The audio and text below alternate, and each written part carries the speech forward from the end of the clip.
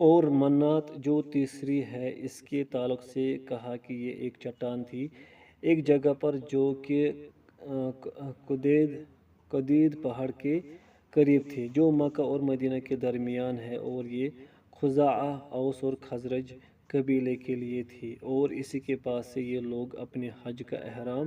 باندھا کرتے تھے اور اس کی اللہ تعالیٰ کے سوا عبادت کیا کرتے تھے۔ چنانچہ یہ جو تین بت ہیں جو عرب کے بڑے اصنام میں شمار ہوتے تھے، فرمان باری تعالیٰ ہے، کیا تم نے نہیں دیکھا لات، عزا اور منات کو؟ سورہ نجم۔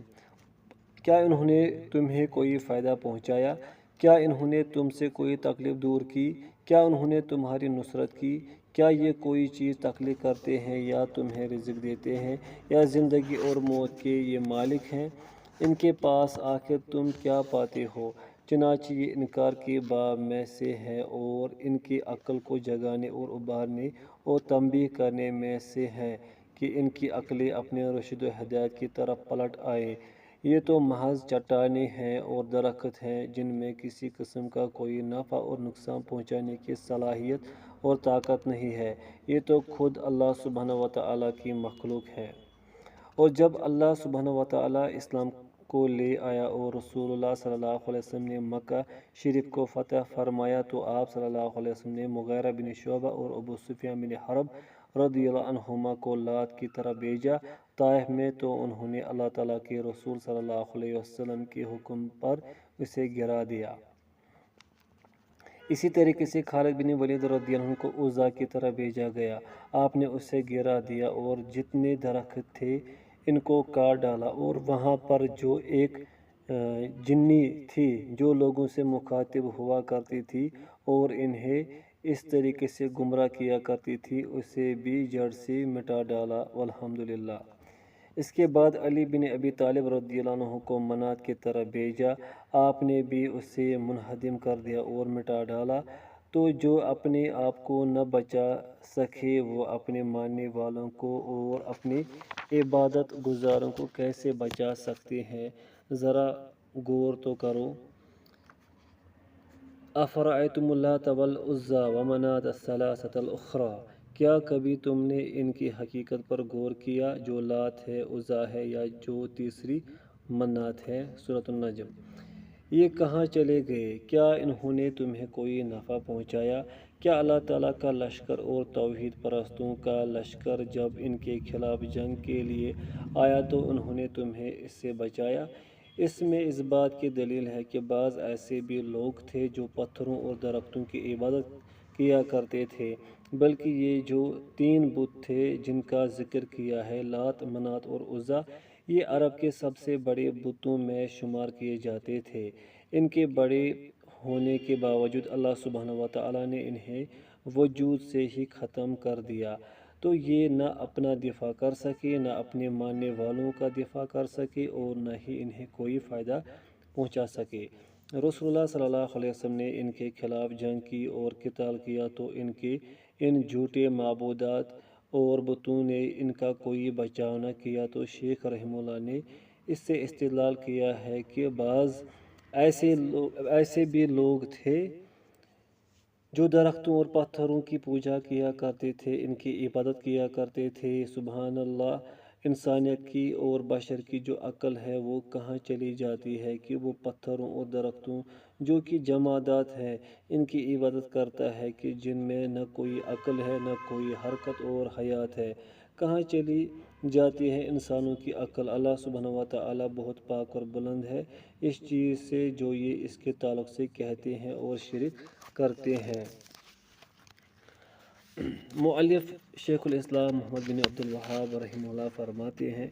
اور صحابی رسول ابو واقد لیثی رضی اللہ عنہ کی حدیث جس میں فرماتے ہیں، ہم نبی مکرم صلی اللہ علیہ وسلم کے ساتھ حنین کی جانب روانہ ہوئے اور ہم نئے نئے مسلمان ہوئے تھے۔ مشرکین کا ایک بیری کا درخت ہوا کرتا تھا جس کے پاس وہ اعتکاف کیا کرتے تھے اور حصول برکت کے لیے اس پر اپنا اسلحہ لٹکایا کرتے تھے جسے ذات انوات کہا جاتا تھا۔ پس ہمارا بھی اس بیری کے پیڑ کے سامنے سے گزر ہوا تو ہم نے گزارش کی کہ اے اللہ کے رسول ہمارے لیے بھی ایسا ہی ذات انوات بنا دے جیسا ان مشرکین کا ذات انوات ہے۔ یہ روایت صحیح ہے، ترمذی۔ اس کی شرح میں شیخ صالح الفوزان حفظہ اللہ فرماتے ہیں کہ ابو واقد لیثی رضی اللہ عنہ سے روایت ہے اور آپ وہ صحابی ہیں جو کہ مشہور قول کے مطابق فتح مکہ کے وقت سن 8 ہجری میں ایمان لے کر آئے۔ آپ فرماتے ہیں اس حدیث میں کہ ایک بیری کا پیڑ تھا، اسے ذات انوات کہا جاتا تھا، اور انوات جو ہے وہ نوت کی جمع ہے۔ اس کا مطلب ہے تعلیق یعنی لٹکانا، مطلب بھی ایسا درخت ہے جس پر چیزیں لٹکائی جاتی ہیں۔ وہ مشرکین اس پر اپنا اسلحہ بطور تبرک لٹکایا کرتے تھے۔ پس بعض صحابہ کرام رضی اللہ عنہم نے جو نئے نئے مسلمان ہوئے تھے، ابھی توحید کو مکمل طریقے سے جانا نہیں تھا، انہوں نے یہ مطالبہ کر دیا ہمارے لیے بھی ایک ذات انوات مقرر کر دے جس طریقے سے ان کا ذات انوات ہے۔ اور واقعی یہ بہت بڑا وبال ہے تقلید کا اور مشرک قوموں سے مشابہت اختیار کرنے کا، اور یہ عظیم مصیبتوں میں سے ہے۔ لہٰذا اس قول پر اور اس مطالبے پر نبی کریم صلی اللہ علیہ وسلم نے تعجب کا اظہار کیا اور فرمایا اللہ اکبر، اللہ اکبر، اللہ اکبر۔ اور یہ آپ صلی اللہ علیہ وسلم کی عادت مبارکہ تھی کہ جب کوئی چیز آپ صلی اللہ علیہ وسلم کو عجیب لگتی یا کسی چیز کو منکر جانتے تو آپ صلی اللہ علیہ وسلم تکبیر کہتے یا پھر سبحان اللہ کہتے اور اس کو بار بار کچھ مرتبہ دہراتے۔ تو فرمایا آپ صلی اللہ علیہ وسلم نے انہن سنن، یہ سنن ہے یعنی طرق ہیں، طریقے ہیں جن طریقوں پر لوگ چلتے ہیں اور ایک دوسرے کی اس میں پیروی کرتے ہیں۔ چنانچہ وہ سبب جس نے تمہیں اس بات پر ابھارا کہ تم نے یہ مطالبہ کیا وہ یہی ہے کہ پچھلے لوگوں کے راستے کی اتباع کرنا یا مشرکین سے مشابہت اختیار کرنا۔ پھر فرمایا اس ذات کی قسم جس کے ہاتھ میں میری جان ہے، تم نے تو وہی بات کہی جس طرح بنی اسرائیل نے موسیٰ علیہ السلام سے کہا تھا کہ ترجمہ ہمارے لیے بھی ایسا معبود مقرر کر دو جس طرح ان کے معبود ہے۔ تو موسیٰ نے یہ جواب دیا کہ تم واقعی جاہل قوم ہو۔ سورۃ الاعراف آیت نمبر 138۔ چنانچہ موسیٰ علیہ السلام جب سمندر پار کر کے گئے بنی اسرائیل کے ساتھ اور اللہ سبحانہ وتعالیٰ نے ان کے دشمن کو ان کی آنکھوں کے سامنے غرق کر دیا تو ان کا گزر ایسے مشرکین لوگوں پر سے ہوا جو اپنے بتوں کے آگے مجاور بن کر اور اعتکاف کیے بیٹھے تھے۔ تو ان لوگوں نے بنی اسرائیل نے موسیٰ علیہ السلام سے یہ مطالبہ کر دیا کہ ہمیں بھی ایسا معبود مقرر کر دو جیسے ان لوگوں کے معبودات ہیں۔ تو آپ نے فرمایا کہ تم واقعی جاہل قوم ہو، ان پر انکار کیا اور آگے اس آیت میں یہ فرمایا بے شک یہ لوگ اپنے باطل میں مگن ہیں اور جو یہ عمل کرتے تھے وہ سب برباد ہو گیا۔ سورہ اعراف آیت 139۔ شرک کی وجہ سے کیونکہ یہ شرک تھا، آگے فرمایا کہو کیا میں اللہ کے سوا تمہارے لیے کوئی اور معبود تلاش کروں حالانکہ اس نے تمہیں تمام جہانوں پر فضیلت دی۔ تو ان پر شدید طریقے سے انکار کیا گیا اور ان پر نکیر کی گئی، جس طریقے سے ہمارے نبی محمد صلی اللہ علیہ وسلم نے بھی ان لوگوں پر انکار کیا جنہوں نے یہ مطالبہ کر لیا تھا، لیکن نہ انہوں نے یعنی بنی اسرائیل نے اور نہ انہوں نے یعنی صحابہ کرام رضی اللہ عنہم نے شرک کیا تھا۔ چنانچہ جب بنی اسرائیل نے اپنا یہ مقالہ کہا تو اس وقت انہوں نے شرک نہیں کیا کیونکہ انہوں نے اس پر عمل درآمد نہیں کیا، یہ تو محض مطالبہ تھا اور انہیں اس سے روک دیا گیا، منع کر دیا گیا۔ اسی طریقے سے جو صحابہ کرام رضی اللہ عنہم ہیں، اگر وہ ذات انوات واقعی مقرر کر لیتے تب جا کر وہ شرک ہوتا، لیکن اللہ سبحانہ وتعالیٰ نے ان کی حفاظت کی اور انہیں بچا لیا جب ان کے نبی کریم صلی اللہ علیہ وسلم نے انہیں اس چیز سے منع کر دیا۔ چنانچہ انہوں نے یہ جو مقالہ کہا تھا، جو بات یا مطالبہ تھا، نادانی میں، لا علمی میں کہی تھی، عمدن اور جان بوجھ کر نہیں کی تھی، اور جب ان کو علم ہو گیا کہ یہ شرک ہے تو وہ اس سے باز آ گئے اور انہوں نے اس پر عمل درآمد نہیں کیا، اور اگر عمل درآمد کر لیتے تو یقیناً اللہ تعالیٰ کے ساتھ شرک کرنے والے بن جاتے۔ چنانچہ اس حدیث میں شاہد یہ ہے کہ بعض ایسے لوگ بھی تھے جو درختوں کی عبادت کیا کرتے تھے، کیونکہ ان مشرکین نے ذات انوات جو بنا رکھا تھا، اور ان صحابہ کرام رضی اللہ عنہم نے جن کے دل میں ابھی علم پختہ نہیں ہوا تھا، یہ کوشش کی کہ ہم ان سے مشابہت اختیار کریں، لیکن اللہ سبحانہ و تعالیٰ نے اپنے نبی صلی اللہ علیہ وسلم کے ذریعے ان کی حفاظت فرمائی۔ چنانچہ شاہد یہ ہے کہ بعض ایسے بھی لوگ ہیں یا تھے جو درختوں سے تبرک لیتے تھے اور اس کے پاس مجاور بن کر اعتکاف کر کے بیٹھتے تھے۔ عکوف کا معنی ہوتا ہے اس کے پاس باقی رہنا، وہاں پر ایک مدت تک تقرب حاصل کرنے کے لیے، البقاء فی المکان، کسی جگہ پر ٹھہرے رہنا۔ چنانچہ یہ عظیم مسائل پر دلالت کرتا ہے، جن میں سے پہلا مسئلہ یہ ہے، پوائنٹ فرسٹ، توحید سے جہالت کا خطرہ، کیونکہ جو توحید سے جاہل ہوگا اس کے بارے میں قوی امکان ہے کہ وہ شرک میں مبتلا ہو جائے، حالانکہ اس کو اس کا علم بھی نہ ہو۔ تو یہاں سے معلوم ہوا کہ توحید کی تعلیم واجب ہے، اور جو توحید کی ضد ہے یعنی شرک، اس کی بھی تعلیم ضروری ہے تاکہ انسان مکمل بصیرت پر ہو۔ ایسا نہ ہو کہ وہ اپنی جہالت سے کسی ایسی بات میں مبتلا ہو جائے جو شرک ہو، خصوصاً جب وہ کسی کو دیکھے ایسا عمل کرتے ہوئے اور اسے وہ اپنی جہالت کی وجہ سے حق سمجھنے لگے۔ لہٰذا اس میں جہالت کا بھی خطرہ معلوم ہوا، خصوصاً عقیدے کے معاملے میں۔ پوائنٹ سیکنڈ، دوسری بات جو اس معلوم ہوئی وہ یہ ہے کہ اس حدیث میں مشرکین کے ساتھ مشابہت اختیار کرنے کا خطرہ بھی ذکر ہوا ہے کہ وہ انسان کو آخر کار شرک تک لے جاتا ہے۔ آپ صلی اللہ علیہ وسلم نے یہ بھی فرمایا، جس نے کسی قوم کی مشابہت اختیار کی وہ ان ہی میں سے ہے، صحیح ابو داؤد۔ چنانچہ مشرکین سے مشابہت اختیار کرنا جائز نہیں ہے۔ پوائنٹ تھرڈ، اور تیسری بات، پتھروں سے یا درختوں سے یا مختلف عمارتوں سے تبرک حاصل کرنا شرک ہے، اگرچہ اسے کوئی اور نام دے دیا جائے جیسے تبرک وغیرہ، کیونکہ یہ برکت طلب کرنا ہے غیر اللہ سے، جو کہ پتھر ہے یا درخت ہے یا قبر اور مزار ہے، تو یہ شرک ہے، اگرچہ وہ اسے شرک کے علاوہ کوئی اور اچھا سا نام کیوں نہ دے لے۔ چوتھا قاعدہ، موجودہ دور کے مشرکین کی گزشتہ دور کے مشرکین سے بھی بدتر حالت ہے۔ مؤلف شیخ الاسلام محمد بن عبد الوہاب رحمہ اللہ فرماتے ہیں، چوتھا قاعدہ یہ ہے کہ ہمارے زمانے کے مشرکین پچھلے زمانوں کے مشرکین سے بھی شرک میں گئے گزرے ہیں، کیونکہ گزشتہ زمانوں کے مشرکین صرف خوشحالی میں ہی شرک کیا کرتے تھے، لیکن شدید پریشانی میں تو مخلص ہو جاتے، یعنی خالص اللہ تعالیٰ ہی کو پکارتے تھے۔ لیکن ہمارے دور کے مشرکوں کا شرک ہر حال میں جاری و ساری رہتا ہے،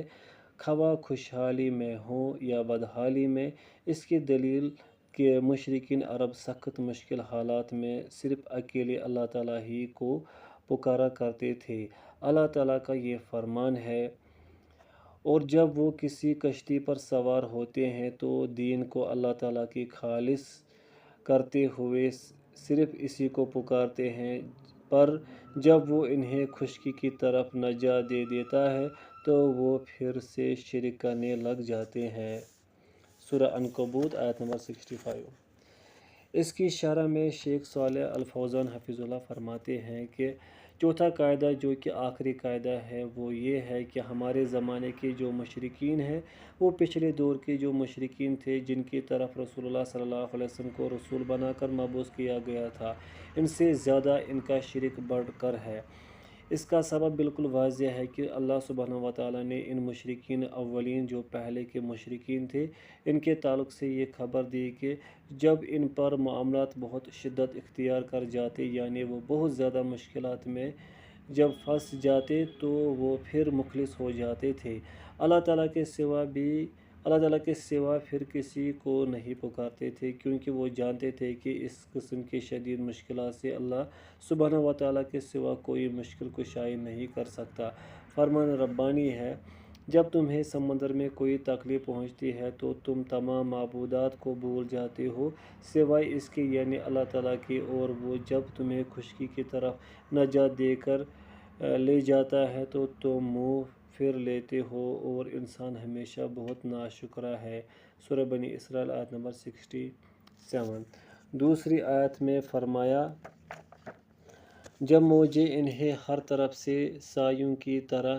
گھیر لیتی ہیں تو اللہ تعالیٰ کو پکارتے ہیں، دین کو اس کے لیے خالص کرتے ہوئے، یعنی مخلصین لہ الدعاء، دعا کو اس کے لیے خالص کرتے ہوئے، اور جب اللہ تعالیٰ انہیں بچا لے جاتا ہے خشکی کی طرف تو ان میں سے بہت چند ہی راہ راست پر قائم رہتے ہیں۔ سورہ لقمان آیت نمبر 32۔ اور تیسری آیت میں یہ فرمایا، اور جب وہ انہیں بچا کر خشکی کی طرف لے جاتا ہے تو وہ دوبارہ شرک کرنا شروع کر دیتے ہیں۔ سورۃ العنکبوت آیت نمبر 65۔ چنانچہ جو پہلے کے مشرکین تھے وہ خوشحالی میں تو شرک کیا کرتے تھے اور اپنے بتوں کو اور درختوں اور پتھروں کو پکارا کرتے تھے، لیکن جب کسی شدید مشکل میں پھنستے تھے اور ہلاکت کے بالکل قریب گڑھے تک پہنچ جاتے تھے تو پھر وہ اپنے بتوں کو یا پتھروں کو یا درختوں کو نہیں پکارتے تھے اور نہ کسی مخلوق کو، بلکہ اللہ وحدہ اکیلے اسی کو پکارا کرتے تھے۔ لہٰذا تمہیں اس قسم کی شدید مشکلات سے اگر اللہ سبحانہ و تعالیٰ کے سوا کوئی نہیں بچا سکتا تو پھر تم کس طریقے سے خوشحالی یا عام حالت میں کسی غیر اللہ کو یعنی اللہ کو چھوڑ کر کسی غیر کو پکارتے ہو؟ جبکہ ہمارے زمانے کے جو مشرکین ہیں، یعنی یہ جو متاخرین ہیں امت محمدیہ کے اندر، جن کے اندر یہ شرک واقع ہوا ہے، تو ان کا شرک ہمیشہ قائم و دائم رہتا ہے، چاہے وہ خوشحالی میں ہو یا شدت میں ہو، وہ اللہ تعالیٰ کو اخلاص کے ساتھ پکارتے ہی نہیں ہیں کسی بھی حالت میں، یہاں تک کہ شدت کی حالت میں بھی نہیں، بلکہ جس قدر ان پر شدت اور تنگی میں اضافہ ہوتا رہتا ہے اسی قدر ان کے شرک میں اور ان کے غیر اللہ کو پکارنے میں، حسن اور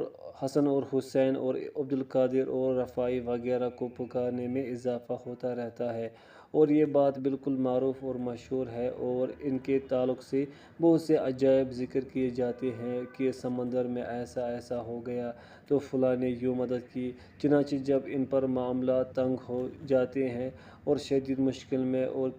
کشتی بھنور میں پھنس جاتی ہے تو وہ ان اولیاء اور صالحین کے ناموں کی دہائیوں دیتے ہیں، فریادیں کرتے ہیں اور اللہ سبحانہ و تعالیٰ کو چھوڑ کر استغاثہ